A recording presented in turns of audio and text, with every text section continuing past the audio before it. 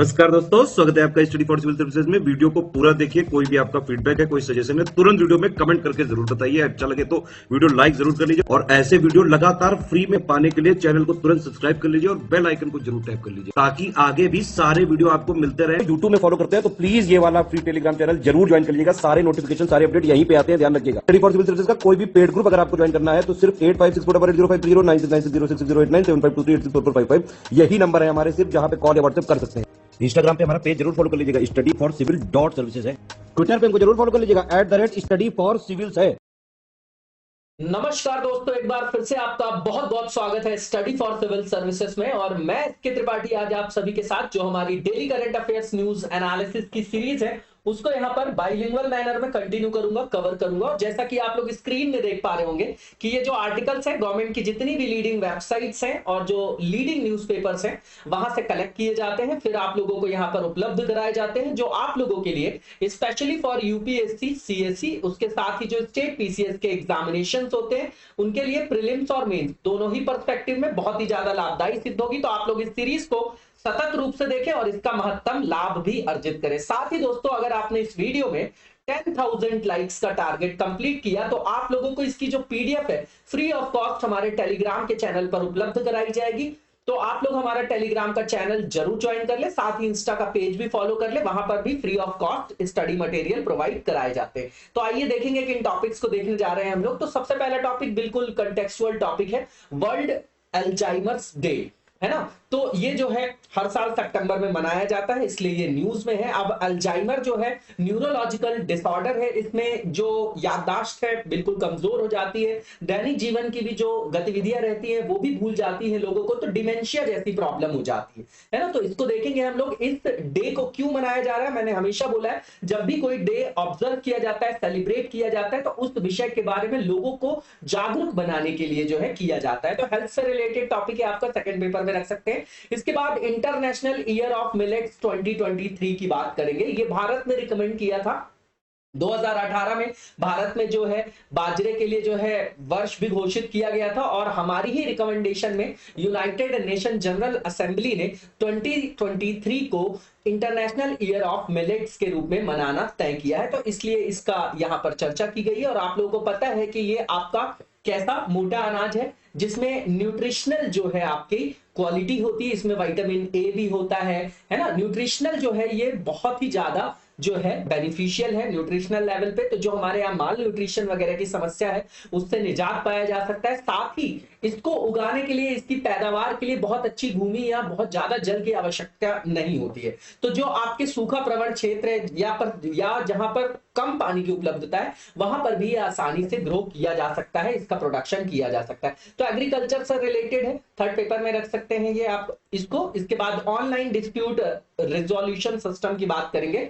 तो इंफोसिस के जो आपके नंदन नीलकेड़ी जी हैं उन्होंने यहां पर इस विषय को रखा है कि ये एक तरीके से सोशल इंजीनियरिंग का ही डोमेन है और इससे जो हमारे यहां बहुत ज्यादा बर्डन है जुडिशरी के ऊपर वो भी खत्म किया जा सकता है। और जो है इसको वाइबल बताया उन्होंने, जैसे लोगों के पास फीस वगैरह नहीं होती है या उनको यात्रा करने में समस्या होती है, फिजिकल अपीयरेंस देना पड़ता है कोर्ट में, तो उन सब चीजों से बचा जा सकेगा। ओवरऑल देखेंगे तो ईज ऑफ डूइंग बिजनेस हो जाएगा और अमेरिका वगैरह इस सिस्टम को अपना भी रहा है ना। तो इसको देखेंगे हम लोग, थर्ड पेपर का पार्ट है और सेकंड पेपर में भी आएगा। देखिए टेक्नोलॉजी में लेके जाएंगे तो थर्ड पेपर, ठीक है। और अगर हम डिस्प्यूट रेड्रेसल मैकेनिज्म को लेके चलेंगे, विवाद समाधान तंत्र को, तो सेकंड पेपर में रख सकते हैं। इसके बाद इंडिया जियोपॉलिटिक्स की बात करेंगे। यहां पर बताया जा रहा है कि किस तरीके से जैसे हम कॉम्प्रिहेंसिव रीजनल जो हमारा एग्रीमेंट है ना इकोनॉमिक, तो उससे हम बाहर हैं। उसके बाद आप देखेंगे कि बहुत सारे ऐसे मल्टीलैटरल आपके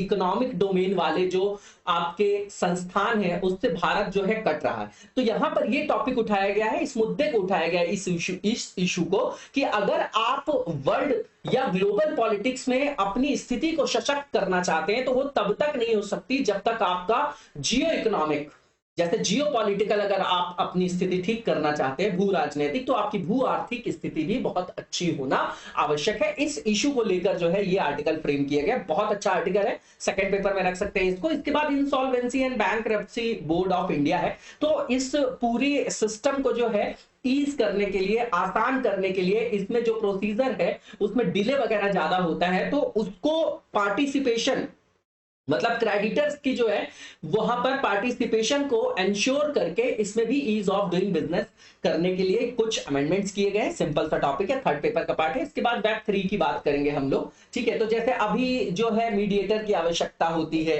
ना, बायर्स और सेलर्स को, जैसे अमेजॉन हो गया, ईबे हो गया या फ्लिपकार्ट हो गया, तो उस जो मीडिएटर है उसकी भूमिका खत्म कर रहा है और इसमें पीयर टू पीयर जो है यहाँ पर इंटरेक्शन होगा लोगों का, मतलब बायर सेलर जो है वो डायरेक्टली जो है एक दूसरे से कांटेक्ट कर पाएंगे इस प्लेटफॉर्म के द्वारा। तो थर्ड पेपर का पार्ट है ये, टेक्नोलॉजी में रख सकते हैं आप इसको। इसके बाद जो पहला टॉपिक है इसको डिटेल में देखेंगे। तो अभी जो है हमने अल्जाइमर्स डे को सेलिब्रेट किया है 21 सितंबर को, और ये क्यों ऑब्जर्व किया जा रहा है? तो भैया न्यूरोलॉजिकल डिसऑर्डर जो है आपका अल्जाइमर, उसके बारे में लोगों को अवेयरनेस और लोगों के अंदर अवेयरनेस जनरेट करने के लिए, ठीक है ना, जागरूकता जो है बढ़ाने के लिए। ठीक, अब ये कैसी डिसीज है? तो प्रोग्रेसिव न्यूरोलॉजिकल डिसऑर्डर है ना। तंत्रिका तंत्र से संबंधित ये क्या है? विकार है। इसमें ब्रेन सेल्स जो है वो मर जाती हैं, डेड हो जाती हैं, ब्रेन श्रिंक हो जाता है, इससे जो है मेमोरी हमारी वीक हो जाती है, याददाश्त कमजोर हो जाती है, और जो रीसेंट इवेंट्स वगैरह होते हैं और जो दैनिक गतिविधियां होती वो तक व्यक्ति भूल जाता है,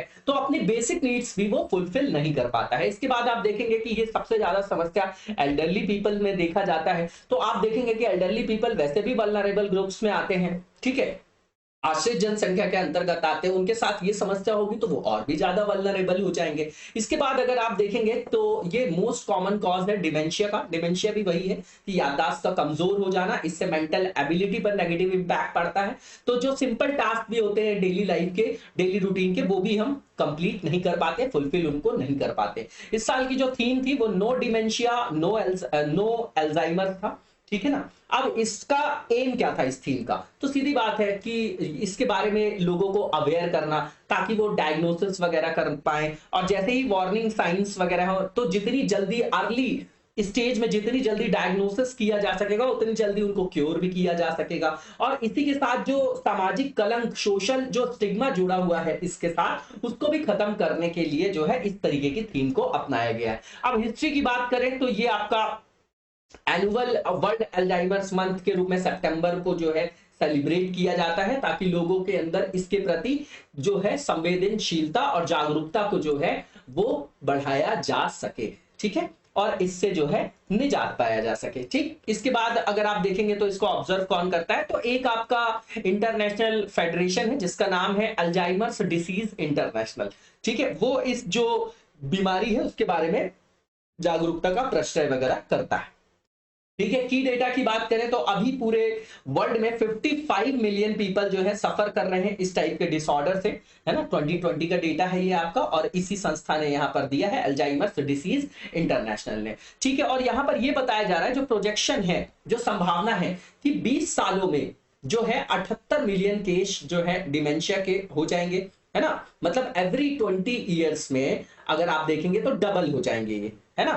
मतलब अगले 20 सालों में ये डबल हो जाएंगे। जैसे अभी 2030 में माना जा रहा है कि 78 मिलियन केसेस और 139 मिलियन केसेस हो जाएंगे 2050 में। तो हर जो है आपका हर 20 साल में जो इनकी अनुमानित संख्या है वो 2 गुनी हो रही है, ये याद रख सकते हैं हम लोग। इसके बाद आप देखेंगे कि इस डिसीज के अंतर्गत देखा गया है कि 50 से 60% लोग जो है आपके डिमेंशिया से भी प्रभावित हो जाते हैं, मनोभ्रंश, ठीक है। इसके बाद जो इंटरनेशनल ईयर ऑफ मिलेट्स 2023 है, तो इसके बारे में बताया जा रहा है। तो अभी जो FAO है, जो फूड एंड एग्रीकल्चरल ऑर्गेनाइजेशन है, UN की संस्था है ये भी, ठीक है, तो इसकी इंटरनेशनल ट्रीटी है, ठीक है, ये जो है इंटरनेशनल ट्रीटी है, उसके अंतर्गत जो गवर्निंग बॉडी है उसका 9th सेशन जो है वो अभी यहाँ पर आयोजित होना, और उसको होस्ट कर रहा है हमारा government of India, new Delhi, ठीक है। तो 2023 में इंटरनेशनल ईयर ऑफ मिलेट्स 2023 भी है। ये तो आपकी न्यूज हो गई, ये इंपॉर्टेंट नहीं है, ये याद रखिएगा कि 2023 को जो है बाजरा वर्ष के रूप में जो है वो क्या किया गया है, रिकॉग्नाइज किया गया है UN के द्वारा, ठीक। अब ये जो इवेंट है, ठीक है, इसमें किस चीज में फोकस रहेगा? तो हम सेलिब्रेट करेंगे मिलेट्स फार्मर को, ताकि जो मिलेट्स का प्रोडक्शन है इसको और भी ज्यादा बढ़ाया जा सके और उनको जो है मेन फ्रेम में लाया जा सके, ठीक है। तो अब यहां पर ये बोला जा रहा है कि जो मिलेट है, उसकी डोमेस्टिक और ग्लोबल डिमांड को रेज करना है, उसके बारे में लोगों को अवेयर करना है, उसकी क्या न्यूट्रिशनल स्पेसिफिकेशन है, क्या न्यूट्रिशनल बेनिफिट है, लोगों को पता चलेगा, तभी तो जो लोग हैं उसका प्रोडक्शन करेंगे। और इसी के संदर्भ में भारत ने नेशनल ईयर ऑफ मिलेट्स घोषित किया था 2018 में। कई जगह ये क्वेश्चन ऑलरेडी पूछा जा चुका है। इसके बाद अगर आप देखेंगे तो भारत के प्रपोज करने के बाद ही जो है भारत ने ही प्रस्ताव रखा था कि भैया इसको जो है इंटरनेशनल ईयर ऑफ मिलेट्स के रूप में घोषित किया जाए 2023 को। तो इसको यूएनजीए ने जो है सपोर्ट भी किया और उसको जो है वो माना भी। और यहां पर जो है 72 कंट्रीज ने भारत के इस प्रस्ताव को सपोर्ट भी किया था।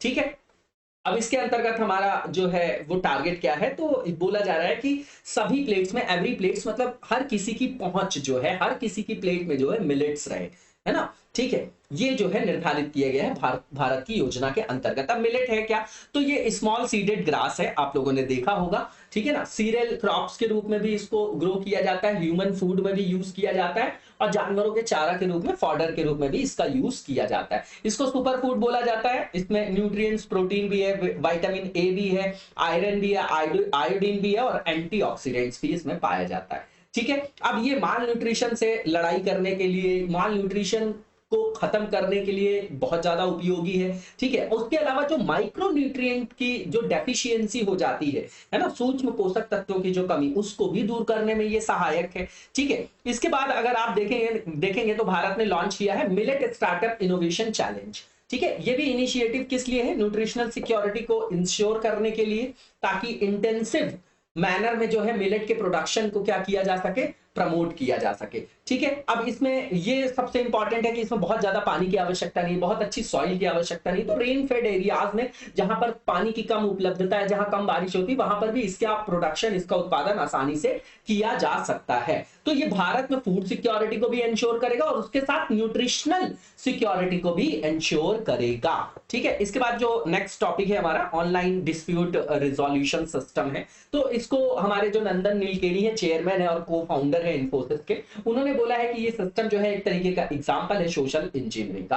अब ऑनलाइन डिस्प्यूट रिजोल्यूशन का, है ना, या ऑनलाइन डिस्प्यूट रिड्रेसल मैकेनिज्म का क्या मतलब है, तो इसमें हम जो भी डिस्प्यूट्स होते हैं उनको सेटल डाउन करने के लिए टेक्नोलॉजी का यूज करते हैं। तो ये आउट ऑफ कोर्ट सेटलमेंट का एक आपका क्या है, प्रोसेस है, जिसमें मीडिएशन, डिस्प्यूट अवॉइडेंस, है ना, जो वगैरह देखा जाता है ना, मध्यस्थता वगैरह का काम किया जाता है, शिकायतों का समाधान किया जाता है और ये आउट ऑफ कोर्ट सेटलमेंट करने में जो है वो सक्षम होता है ना। तो कोर्ट के ऊपर जो बर्डन है उससे हमको बचाव हो जाता है हमारा। ठीक है, वैसे भी हमारे यहाँ बहुत सारे करोड़ों केसेस पेंडिंग है। ठीक है, अगर आप देखेंगे तो यहाँ पर जो टेक्निक्स बताई जा रही है, तो इसके अंतर्गत जैसे ऑनलाइन डिस्प्यूट रेड्रेसल मैकेनिज्म के अंतर्गत आर्बिट्रेशन भी होता है, तीन चीजें होती है, कॉन्सिलेशन भी होता है और मीडिएशन भी होता है। इन सारी चीजों को यहाँ से गवर्न किया जा सकता है। ठीक है, अगर आप देखेंगे तो जैसे डिजिटल पेमेंट से रिलेटेड जो डिस्प्यूट होते हैं उनको सॉल्व करने के लिए आरबीआई का अपना जो है एक फ्रेमवर्क है, तो गवर्नमेंट भी यूज कर रही है, प्राइवेट एंटिटी भी इसको यूज कर रही है।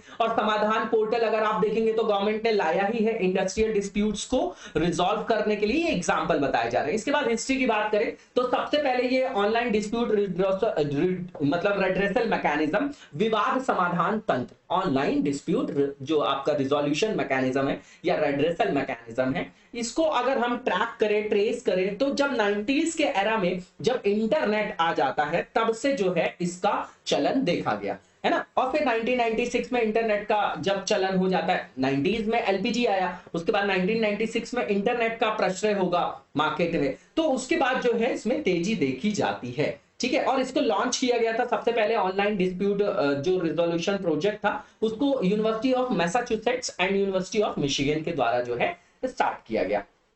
ठीक है, अब ये जो है इसके बाद आप देखेंगे तो 1999 में ई कॉमर्स जो फर्म है आपकी ईबे, उसने भी एक तरीके का पायलट प्रोजेक्ट जो है स्टार्ट किया था, जिसके अंतर्गत डिस्प्यूट्स को सेटल डाउन करना था। जो भी बायर्स और सेलर्स के आपके डिस्प्यूट होते हैं उनको सॉल्व करने के लिए, उनको रिजॉल्व करने के लिए 2003 में अमेरिका में अगर आप देखेंगे तो गवर्नमेंट ने भी इस तरीके की प्रोसेस को अडॉप्ट किया, यूएस की गवर्नमेंट ने, है ना, क्योंकि वहां पर कई सारी जो प्राइवेट ई कॉमर्स फर्म थी वो ऑलरेडी इस सिस्टम को रन कर रही थी। ठीक है, तो अभी पूरे विश्व में कई सारे इस तरीके के मॉडल्स है, तो इसी आधार पर नीति आयोग भी जो है वो प्रमोट कर रहा है या इस इस पक्ष का पुरजोर समर्थन कर रहा है कि ऑनलाइन डिस्प्यूट जो रिजोल्यूशन मैकेनिज्म है उसको भारत में भी यूज किया जाए। अब इसके बेनिफिट्स क्या है, तो सबसे पहले अगर आप देखेंगे तो ऑनलाइन डिस्प्यूट रिजोल्यूशन मैकेनिज्म का जो सबसे बड़ा फायदा है, तो जो कोर्ट्स के ऊपर बर्डन है वो कम हो जाएगा और एफिशिएंट और ट्रांसपेरेंट मैनर में जो है वो केसेस को रिजॉल्व किया जा सकेगा।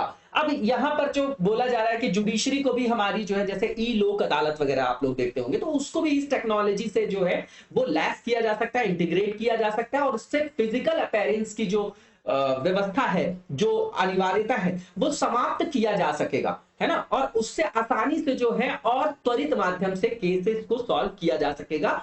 भले मतलब मंशा होनी चाहिए वहां पर सॉल्व करने के, क्योंकि कई सारे केसेस तो जानबूझ के जो है पेंडिंग किए जाते हैं, जैसे आरक्षण वगैरह का मुद्दा अब छत्तीसगढ़ में आ गया डिसीजन, है ना, किसी स्टेट में आ गया, दूसरा स्टेट उसी को लेके जो लड़ रहा है, तो सीधी सीधी बात पता चल रही है कि ये कहीं ना कहीं पॉपुलिस्ट अप्रोच है ना, ओबीसी के मुद्दे को लेके चल रहा हूं मैं, और किसी विशेष वर्ग का ना तो मैं समर्थक हूं और ना ही उसका आलोचक हूं, इस चीज को समझिएगा, बी न्यूट्रल। आप लोग ऑफिसर बनने जा रहे हैं, मैं उसी एक संदर्भ में आपसे बात करता हूं, ठीक है ना, और आप लोग सपोर्ट बनाए रखें, क्योंकि देखिए मोटिवेशन हमारा यही है, क्योंकि अगर आप लोग सपोर्ट नहीं बनाए रखेंगे तो किस तरीके से मोटिवेशन को जनरेट करेंगे हम लोग, ठीक है ना, कैसी भी परिस्थिति हो पूरी टीम लगी रहती है, हम लोग कोशिश करते हैं कि आप लोगों के लिए अच्छे से अच्छे आर्टिकल्स लेके आए हम लोग, है ना, ठीक है, और ये बहुत ज्यादा जो है सपोर्टिव है। इस बार का भी यूपीएससी के मेंस का पेपर आप उठा के देखिए, मैं आपको बता दूंगा कि क्या ये टॉपिक हमने डिस्कस नहीं किया है?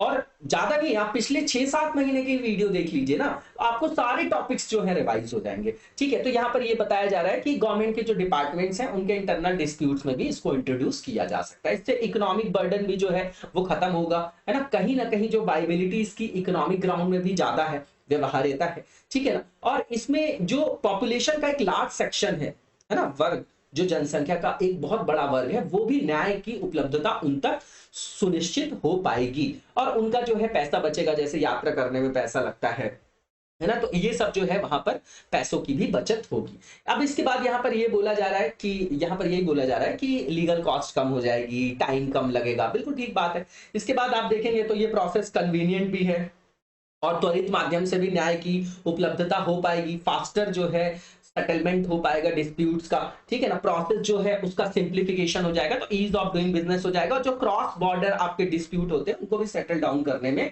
जो है वो इजी हो जाएगा, है ना, उस तरीके के विवादों को भी जो है उनका समाधान करने के लिए, क्यों, क्योंकि यहाँ पर फिजिकल प्रेजेंस की आवश्यकता नहीं होगी, ठीक है। इसके बाद जो है फिजिकल बैरियर्स नहीं होंगे तो न्याय की उपलब्धता मतलब न्याय का भी समावेशन होगा, ठीक है। इसके बाद ओवरऑल इंप्रूव हो जाएगा जो हमारा न्याय निर्णय का जो हमारा मैकेनिज्म है, तंत्र है, उसमें ईज ऑफ डूइंग बिजनेस आ जाएगा, और इससे क्या होगा कि जो निवेशक होते हैं जब वो देखते हैं कि कहीं पर जो है कोई डिस्प्यूट कितनी जल्दी जो है समाप्त होता है, तो इन्वेस्टर जो है अट्रैक्ट होते हैं, तो उस पर निवेशक आएंगे, वो निवेश लाएंगे, तो कहीं ना कहीं हमारी जो अर्थव्यवस्था है उस पर भी धनात्मक प्रभाव पड़ेगा। इस तरीके से आप लोगों को कनेक्ट करना है चीजों को। इसके बाद जो न्याय है उसका लोकतांत्रिकरण हो पाएगा, है ना, टेक्नोलॉजी के माध्यम से जब न्याय की उपलब्धता हो जाएगी। इसके बाद चैलेंजेस क्या है, तो सबसे पहले इंफ्रास्ट्रक्चर की चैलेंज है। स्ट्रक्चरल चैलेंज की बात करें तो हमारे यहाँ डिजिटल इंफ्रास्ट्रक्चर अभी भी अपर्याप्त है। अगर आप रूरल एरिया में देखेंगे तो स्थिति बड़ी खराब है, लोगों के पास स्मार्टफोन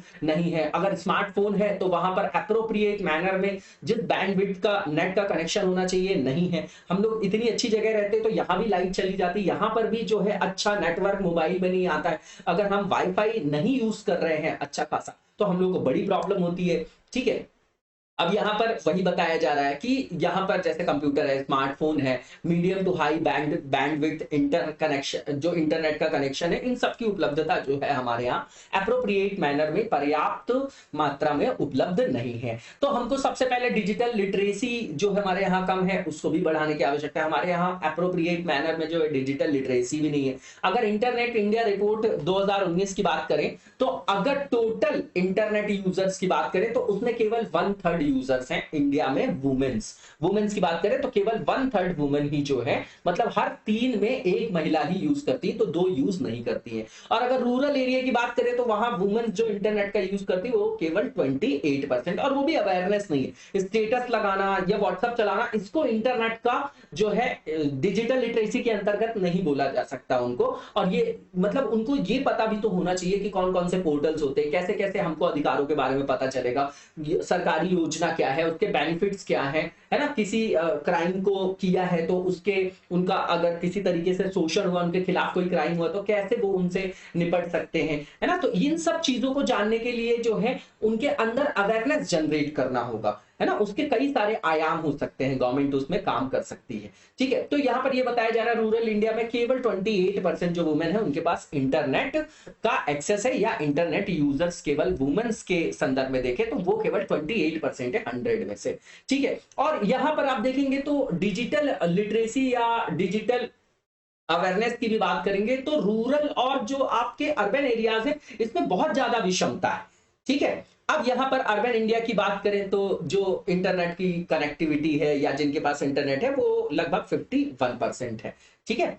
अब रूरल पॉपुलेशन के पास 27% और अर्बन के पास 51%। देखिए लगभग 1:2 का रेशियो है, तो कितनी ज्यादा विषमता है ना। तो डिजिटल डिवाइड वाला जो है कंसेप्ट यहाँ पर आप यूज कर सकते हैं। इसके बाद बिहेवियरल चेंजेस, तो सबसे पहले हमारे यहाँ बहुत सारे ये लोग भी सोचते हैं, ये भी सोचते हैं कि जो टेक्नोलॉजी है ये अपने साथ बहुत सारी ऋणात्मक चीजों को लेके आती है ना। इसके द्वारा ट्रांजेक्शन करने में हमारे साथ जो है फ्रॉड वगैरह हो सकता है। उनका सोचना गलत भी नहीं, क्योंकि हमारे यहाँ जो है अभी भी आप देखेंगे तो साइबर सिक्योरिटी के पर्याप्त मानक उपलब्ध नहीं, उसके बारे में कोई एक कॉम्प्रिहेंसिव एक्ट ही नहीं ला पाए हम लोग। अभी आने वाला था तो फिर हमारी सरकार ने बोला कि हम आने वाले टाइम में लाएंगे। कब लाएंगे?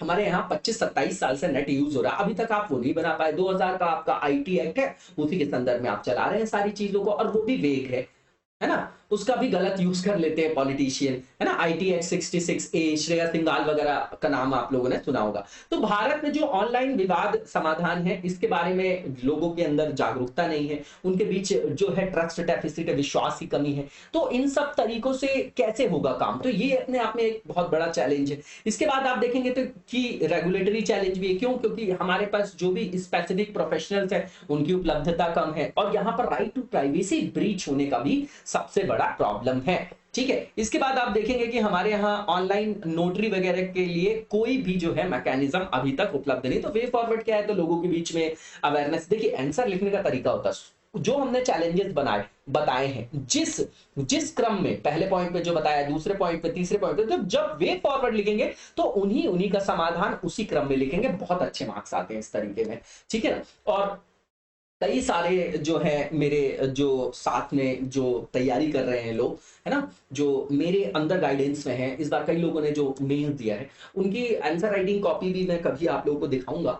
और इसी तरीके से लिख के, और कई सारे लोग जो है रैंक लेके आए हैं, आप लोग भी इस चीज को फॉलो करिए, है ना। मैं आपसे डेली जो है विनम्र आग्रह करता हूँ, है ना। 1-2 कमेंट, 3 कमेंट आते हैं, कमेंट ही नहीं आते हैं, है ना। आप लोग लाइक नहीं करते, वीडियो को शेयर नहीं करते हैं, ये बोलना पड़ता है, मतलब ये कितनी छोटी सी चीज है, ठीक है। अब वे फॉरवर्ड की बात करें तो बोला जा रहा है जो ई स्टाम्पिंग या ऑनलाइन नोटरी वगैरह इसको स्टार्ट करिए, है ना। अब आप अपने से बता सकते हैं यहाँ पर वे फॉरवर्ड कि लोगों के अंदर जो है अवेयरनेस फैलाने के लिए नुक्कड़ जो आपके नाट्य आंदोलन होते हैं, या गवर्नमेंट की जो आपके एड वगैरह होते हैं, पेपर्स में एड निकाल के लोगों के अंदर जो है अवेयरनेस जनरेट की जा सकती है। आप जो इंफ्रास्ट्रक्चर है उसको अप्रोप्रिएट मैनर में डेवलप करिए। हमारे यहाँ भारत नेट प्रोजेक्ट पता नहीं कब से आया, कितनी पंचायतों को जोड़ना है, कहीं पर नेट पहुंच नहीं पाया, तो इन सब चीजों को सुनिश्चित करने की आवश्यकता है ना। और यहां पर जो है मैंडेट कर देना चाहिए प्री लिटिगेशन मीडिएशन प्रोसेस को, है ना। बहुत सारी एक्टिविटीज में जैसे बोल रहे हैं कि बैंकिंग डिस्प्यूट्स हो गया, कंज्यूमर डिस्प्यूट्स हो गया, है ना, इन सब चीजों, फैमिली डिस्प्यूट हो गया, ठीक है। तो ये नॉर्मल सा वे फॉरवर्ड है, आप अपने से भी यहाँ पर लिख सकते हैं। इसके बाद जो नेक्स्ट टॉपिक है हमारा इंडिया का जियोपॉलिटिक्स। अब यहाँ पर ये बोला जा रहा है कि अगर हमारी जियो इकोनॉमिक कंडीशन जो है स्ट्रेंथन नहीं हुई तो हमारी जियोपॉलिटिकल जो सिचुएशन है, जो स्थिति है, वो कभी भी सशक्त नहीं हो सकती। ये आपका कंटेक्स्ट है, बहुत अच्छा टॉपिक है। की पॉइंट की बात करें यहाँ पर, तो यहाँ पर बोला जा रहा है कि भारत की जो समझ है, अभी जो भारत की विदेश नीति है, उसका जो संकेंद्रण है, उसका जो फोकस है वो भू राजनीतिक पहलू पर ज्यादा है ना, और भू आर्थिक पहलू पर नहीं है। ये बहुत बड़ा लूप होल है। अब यहाँ पर भारत की जो है रिलेक्टेंट जो आपकी सिचुएशन देखेंगे, रिलेक्टेंट जो स्थिति देखेंगे, इसका मतलब ये कि भारत में जो है, भारत का जो अपना स्टेक है, बहुत सारी जगह जो है हम पार्टिसिपेट नहीं कर रहे हैं, है ना। तो जैसे आप देखेंगे कि इन्होंने एग्जाम्पल लिया है 2 जो इंपॉर्टेंट मल्टीलैटरल ट्रेडिंग एग्रीमेंट्स है, जिसमें एक है आसियान का आपका RCEP, जिसको बोलते हैं रीजनल कॉम्प्रिहेंसिव इकोनॉमिक पार्टनरशिप। अब ये डायरेक्टली पूछा है यूपीएससी ने कि ये RCEP किससे रिलेटेड है, तो यहां पर एमसीक्यू था, प्रीलिम्स का क्वेश्चन है, सीधा सीधा आसियान का है। अब ये कितना सिंपल क्वेश्चन है और क्यों पूछा, क्योंकि बहुत इंपॉर्टेंट है ना। अब यहां पर जैसे ये एक आपका प्लेटफॉर्म हो गया मल्टीलैटरल ट्रेडिंग एग्रीमेंट वाला, दूसरा हो गया इंडो पैसिफिक इकोनॉमिक फ्रेमवर्क, है ना। तो ये जो है आपके ट्रेड पिलर्स हैं, और यहां पर अगर हम शामिल नहीं होंगे तो हमारी भू आर्थिक स्थिति कैसे सही होगी, है ना, ये बताया जा रहा है। इसके बाद यहां पर ये बोला जा रहा है कि वर्तमान में आप भू राजनीति और भू अर्थशास्त्र को अलग अलग रख के नहीं देख सकते। वैसे भी आप याद रखिए कि किसी भी नेशन का डेवलपमेंट तभी होगा, फॉरेन पॉलिसी और सारी चीजों का बेसिस क्या है, अगर आपके पास इकोनॉमिक स्ट्रेंथ नहीं है तो आप कभी भी जो है एक सशक्त राष्ट्र नहीं बन सकते। बहुत बड़ा सत्य है ये, और यही इस टॉपिक में उठाया गया। अब इंडो पैसिफिक इकोनॉमिक फ्रेमवर्क के बारे में बताएंगे, यहां पर बताया जा रहा है, और उसके बारे में ये बताया जा रहा है कि क्या उसकी इंपॉर्टेंस है। तो इसको लॉन्च किया था बिडेन ने टोक्यो में 23 मई 2022 को। इस जो आपका फ्रेमवर्क को लाया गया, ये जो आपका संस्था है, जो ये आपका एग्रीमेंट है, ये 4 पिलर्स पे बेस्ड है। पहला trade, supply chain, clean energy, decarbonisation, infrastructure, tax और एंटी करप्शन। ठीक। दूसरा, इसमें अगर आप देखेंगे तो कंबोडिया, लाओस और म्यांमार को छोड़ के जितने भी साउथ ईस्ट एशिया के कंट्रीज हैं वो सब इसके हिस्सा हैं। ठीक है। इसके बाद अगर आप देखेंगे तो इसको जो है ये एक अच्छी शुरुआत है। ठीक है। जो क्वाड का आपका शिखर सम्मेलन था उसी के दौरान इसको जो है इस्टेब्लिश किया गया, इस पहल को शुरू किया गया। ठीक है। और इसमें जो है बहुत सारे साउथ ईस्ट एशियन कंट्रीज ने जो है वहां पर क्या किया, सहमति व्यक्त की, वो उनसे जुड़े, है ना, और उनको किसी भी तरीके का वहां पर कॉन्फ्लिक्ट या डर नहीं लगा कि आसियान में कोई नेगेटिव इंपैक्ट पड़ेगा इससे, है ना। ठीक है। तो ये एक जो है पॉइंट बताया जा रहा है। अब इसके बाद आप देखेंगे तो यहां पर जो 13 आसियान कंट्रीज हैं उनको इस तरीके से यहां पर सहमति देने के लिए इनको जो है यहां से ईज किया गया है, इनको इस तरीके की छूट दी गई है कि ये इंडिविजुअल इनिशिएटिव भी जो है साइन कर सकते हैं। ठीक है। Without fully participating in all of them. ठीक है ना, मतलब ये कि पूरी तरह से भाग लिए बिना व्यक्तिगत पहल पर यह हस्ताक्षर करके और इस प्लेटफॉर्म को मोबिलाइज कर सकते हैं, उसका दोहन कर सकते हैं। ठीक है। अब ये अभी तक जो है स्पष्ट नहीं है कि ये अपने आप में एक तरीके की कंप्लीट स्ट्रेटेजी है जो चाइना को काउंटर करने में उपयोगी साबित होगी। कहां पर? एशिया में। अब कंसर्न क्या है इंडिया का? तो सबसे पहली चीज इसमें शामिल नहीं हुआ तो यूएसए का जो प्रेफरेंस है कि फ्री और ओपन डेटा, तो कहीं ना कहीं इस चीज को लेके भारत जो है सशंकित है ना, सशंकित है। इसीलिए जो है भारत का जो है यहाँ पर रिलेक्टेंस देखा जा रहा है, भारत रिलेक्टेंट शो कर रहा है यहाँ पर, है ना, अपना इंटरेस्ट। इसके बाद अगर आप देखेंगे तो टैक्स पॉलिसीज और जो ग्लोबल टैक्स स्टैंडर्ड वगैरह है ना, उनके सिंक्रोनाइजेशन में भी भारत कहीं ना कहीं रिलेक्टेंट महसूस कर रहा है। ठीक है। इसके बाद जो लेबर स्टैंडर्ड्स है, नॉन टैरिफ बैरियर्स है, तो वो अभी भी जो है सबसे बड़ा बोन ऑफ कंटेंशन, सबसे बड़ी बाधा बना हुआ है। ठीक है। इसके बाद इवैल्यूएशन देखा जाए भारत के डिसीजन का, तो सबसे पहली चीज ये है कि ये अपने आप में एक तरीके का सरप्राइज है, क्योंकि जब जैसे भारत शो कर रहा है पूरे वर्ल्ड में फॉरेन ट्रेड एग्रीमेंट करके, है ना, इंथुसियाज्म जो आपका शो कर रहा है, ठीक है, अपना उत्साह जो है शो कर रहा है, जैसे कि एफटीए हम साइन किया हमने, है ना, यूएई के साथ इसी साल। उसके बाद अर्ली हार्वेस्ट एग्रीमेंट ऑस्ट्रेलिया के साथ, यूके के साथ, बहुत सारे जो है इस तरीके के एग्रीमेंट किए। तो ये नहीं साइन करने का मतलब अपने आप में एक सरप्राइज है। ठीक है। अब इसके बाद जो नेक्स्ट पॉइंट लिखा गया है कि जो इंडो पैसिफिक इकोनॉमिक फ्रेमवर्क है और जो आरसीईपी है, ठीक है, ठीक, तो इसको हमने जो है आप देखेंगे कि इस तरीके के जो आपके मल्टीलैटरल एग्रीमेंट है हम साइन नहीं कर रहे, लेकिन जो बाइलैटरल एग्रीमेंट है वो हम साइन कर रहे हैं। तो कहीं ना कहीं ये दिखाई दे रहा है कि हम जो है वो बाइलैटरल एग्रीमेंट्स को प्रायोरिटी दे रहे हैं। ठीक है। ये यहां पर बताया जा रहा है। ठीक है। अब यहां पर ये देखिए कि ये क्या रेग्रेसिव स्टेप है, तो हाँ रेग्रेसिव है, कहीं ना कहीं यहां पर प्रैग्मेटिक अप्रोच को जो है अपनाने की आवश्यकता है, लेकिन हमको बिल्कुल रिजिड शब्दों में कभी भी इस तरीके से गवर्नमेंट को जो है वो काउंटर नहीं करना है। ठीक है। अब यहां पर यह बताया जा रहा है कि 5वीं सबसे बड़ी अर्थव्यवस्था है भारत पूरी दुनिया में। ठीक है। अब इसकी अनुपस्थिति, मतलब भारत जो है इतने बड़ी बड़ी संस्थाओं से अगर अनुपस्थित रहेगा तो कहीं ना कहीं जो एशिया में चाइना की हेजेमनी है वो बनी रहेगी, जो उसका भू आर्थिक आधिपत्य है उसको और भी ज्यादा बढ़ावा मिलेगा। अगर आप देखेंगे तो बहुत बड़ी रियलिटी है कि हम कितना भी बोलते चाइनीज चीजों को बैन कर दिए, बैन कर दिए, बैन कर दिए, भले ही एलएसी में हमारा लगातार कॉन्फ्लिक्ट बना हुआ है लाइन ऑफ एक्चुअल कंट्रोल में चाइना के साथ, लेकिन अगर हम देखेंगे तो पिछले सालों में लगातार इंडिया चाइना का ट्रेड बढ़ा ही है और वहां पर बैलेंस ऑफ जो ट्रेड देखेंगे तो वो चाइना के पक्ष में है ना, वहां से इंपोर्ट बहुत ज्यादा करते हैं हम और एक्सपोर्ट बहुत कम करते हैं।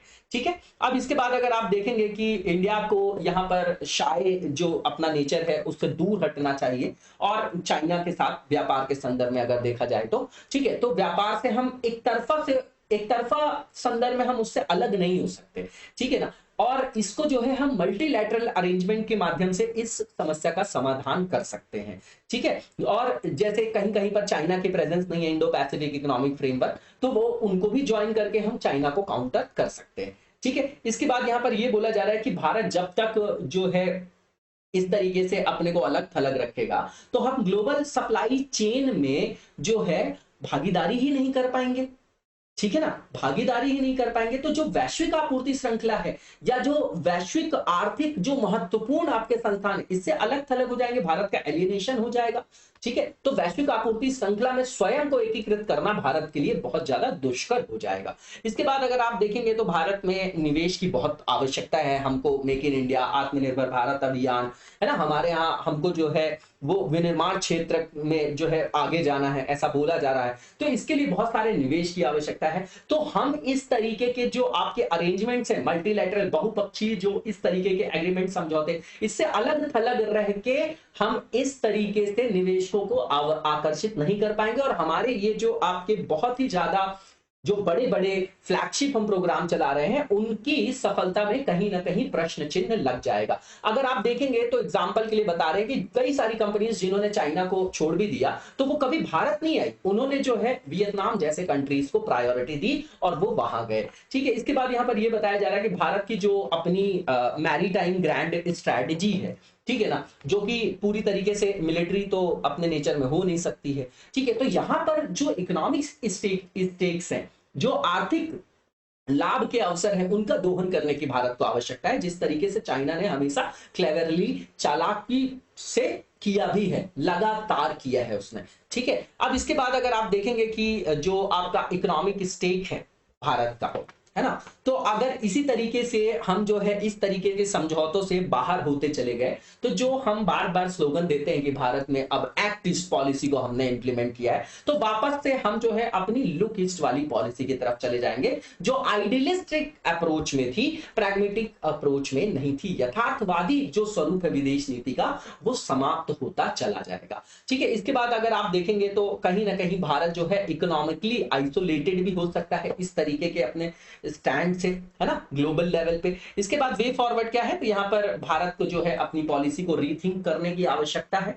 ठीक है ना, अगर हमको अपना जियोपॉलिटिकल इन्फ्लुएंस दक्षिण एशियाई क्षेत्र में या एशिया रीजन में, एशियन रीजन में जो है बनाए रखना है या हमको बहुत सशक्त रूप में वहां पर जो है आगे जाना है, तो हमको जो है जियो इकोनॉमिक अपनी कंडीशन को स्ट्रेंथन करना पड़ेगा। उसके लिए इस तरीके के जो समझौते हैं उनका यथार्थवादी आयाम में दोहन करना आवश्यक है। ठीक है, इसके बाद अगर आप देखेंगे तो भारत को रीथिंक करना चाहिए, पुनर्विचार करना चाहिए आरसीईपी के बारे में। ठीक है ना, और जो ट्रांस पैसिफिक पार्टनरशिप है, ठीक है ना, उसके बारे में भी विचार करना चाहिए, जिससे चाइना जो है अभी उसको ज्वाइन करना चाह रहा है क्योंकि यूएस वहां से वॉकड आउट हो गया है। ठीक है, तो इस तरीके की जो भी कॉम्प्रिहेंसिव प्रोग्रेसिव एग्रीमेंट है इनको ज्वाइन करने के लिए हमको पुनर्विचार करना चाहिए। ठीक है, और जो खनिजों की आपूर्ति श्रृंखला है इसको सुरक्षित रखने के लिए जो अमेरिका के लीडरशिप में 11 मेंबर्स का ये ग्रुप बनाया गया है ना, जो आपका महत्वपूर्ण खनिज या क्रिटिकल मिनरल्स बोलते हैं इनको, है ना, रेयर अर्थ मटेरियल्स के बारे में भी आप लोगों ने सुना होगा। तो जो ये महत्वपूर्ण खनिजों की आपूर्ति श्रृंखला के लिए जो ये 11 सदस्यीय समूह है जो अमेरिका के द्वारा स्थापित किया गया है, तो हमको अपनी जो मिनरल्स की सिक्योरिटी है उसको इंश्योर करने के लिए, इसका हिस्सा बनने के लिए भी सक्रिय रूप से हमको प्रयास करने की आवश्यकता है। इसके बाद जो नेक्स्ट हमारा टॉपिक है बिल्कुल सिंपल टॉपिक है, इसको कॉम्प्लेक्स करके पढ़ने की बिल्कुल जरूरत नहीं है।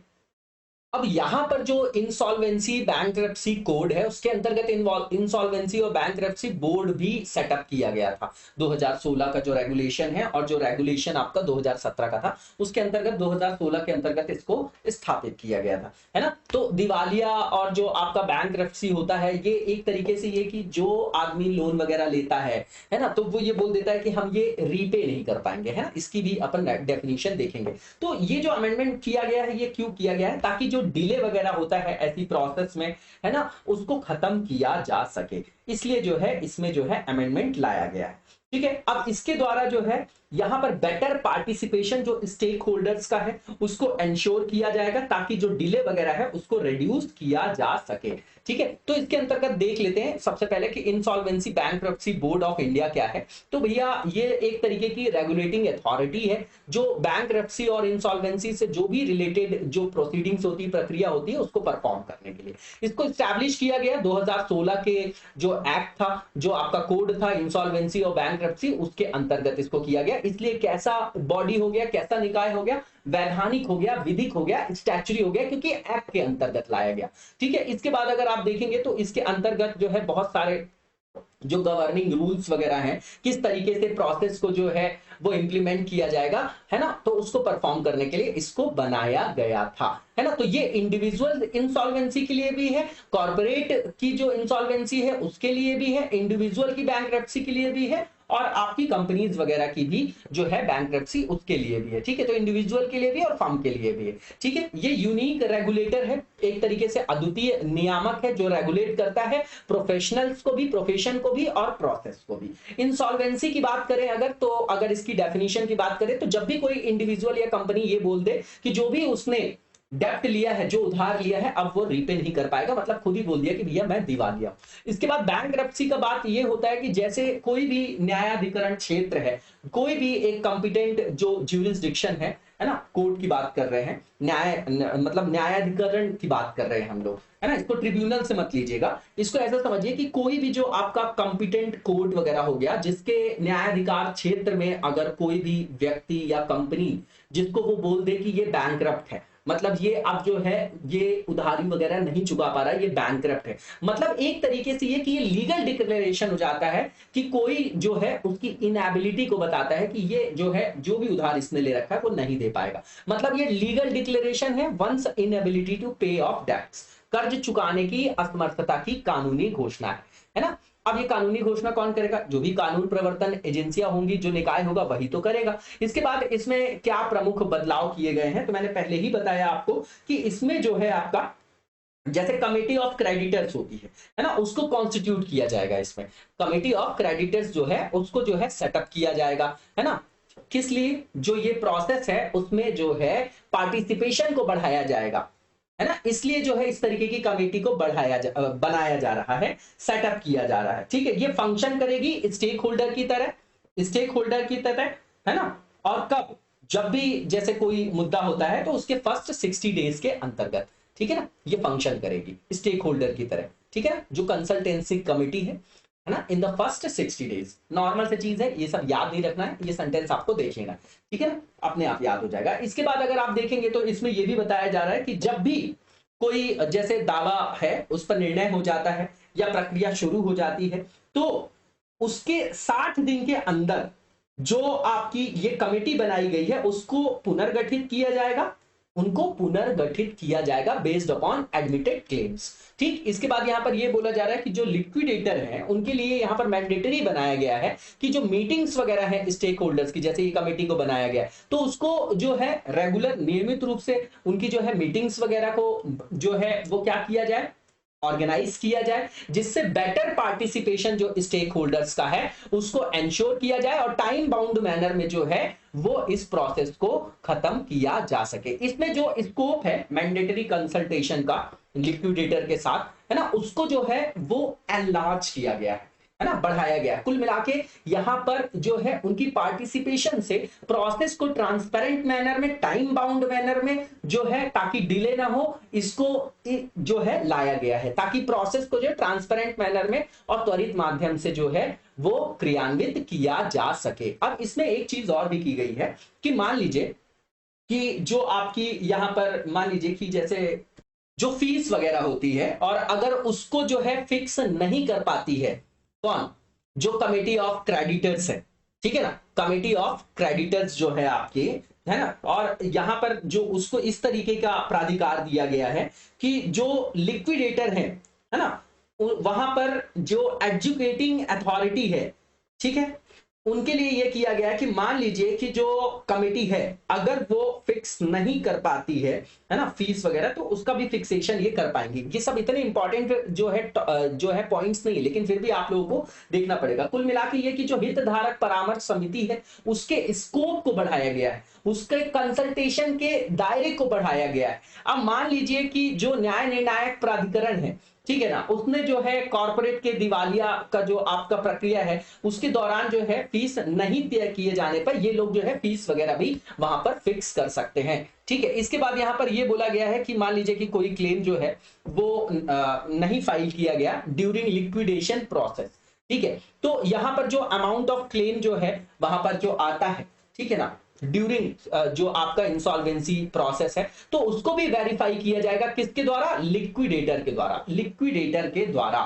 ठीक है, इसके बाद यहां पर यह भी बोला जा रहा है कि जो यहां पर कमिटी ऑफ क्रेडिटर्स हैं वो डिसाइड करेंगे कि प्रोसेस कैसे होगी, है ना, किस तरीके से प्रोसेस को जो है अंजाम दिया जाएगा, किस तरीके से प्रोसेस को इंप्लीमेंट किया जाएगा, है ना, तो वो सब भी जो है इनके द्वारा जो है वहां पर भी पार्टिसिपेशन देखा जाएगा। इसके बाद यहां पर स्पेसिफिक इवेंट बेस्ड टाइमलाइन भी जो है निर्धारित किया जाएगा ताकि डिले वगैरह को खत्म किया जा सके। इसके बाद यहां पर यह भी बोला जा रहा है कि जो जब एप्लीकेशन को फाइल किया जाता है, ठीक है, डिसोल्यूशन के लिए या फिर प्रोसेस के क्लोजर के पहले जो स्टेक होल्डर्स कंसल्टेशन कमेटी है ना, वो एडवाइस करेगी किसको, लिक्विडेटर को, कि किस मैनर में जो है इन प्रोसीडिंग्स को इंप्लीमेंट करना है ना, और जो है ये भी बताया जाएगा कि जो फ्रॉडलेंट आपकी ट्रेडिंग होती है या रॉन्गफुल जो ट्रेडिंग है या ट्रांजैक्शन होता है तो उसके बारे में उनको जो है अवेयर किया जाएगा।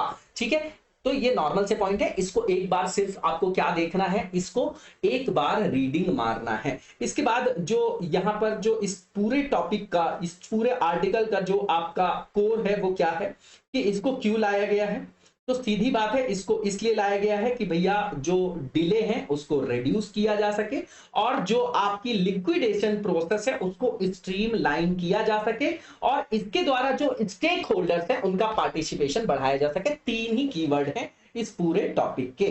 ठीक है, इसके बाद जो नेक्स्ट टॉपिक है हमारा उसको देखेंगे हम लोग और लास्ट टॉपिक है वेब 3 के बारे में देखेंगे। तो यहां पर ये कंटेक्स्ट बताया जा रहा है, नॉर्मल सी चीज है। अब वेब 3 है क्या उसको देख लेते हैं। तो इसको वेब 3.0 भी बोला जा रहा है। ये एक तरीके का डिसेंट्रलाइज्ड इंटरनेट है जो आपका ब्लॉकचेन टेक्नोलॉजी पे संचालित किया जाता है। अब अगर आप ब्लॉकचेन टेक्नोलॉजी कंपनी के बारे में जानते हैं तो इथेरियम जो है आपका, वो उसके संस्थापक कौन है आपके, गेविन वुड। उन्होंने 2014 में पहली बार वेब 3 शब्द का प्रयोग किया था। अब अगर वेब 3 की बात करें तो जो इसमें ओनरशिप है प्लेटफॉर्म और एप्लीकेशन की वो किनके पास है, जो बहुत बड़े बड़े लोग हैं, जो बहुत बड़े बड़े आपके टेक जाइंट्स हैं उनके पास है।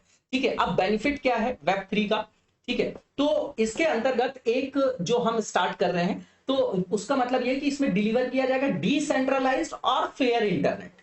ठीक है, और इसमें डेटा को खुद ही जो है नियंत्रित भी किया जा सकेगा।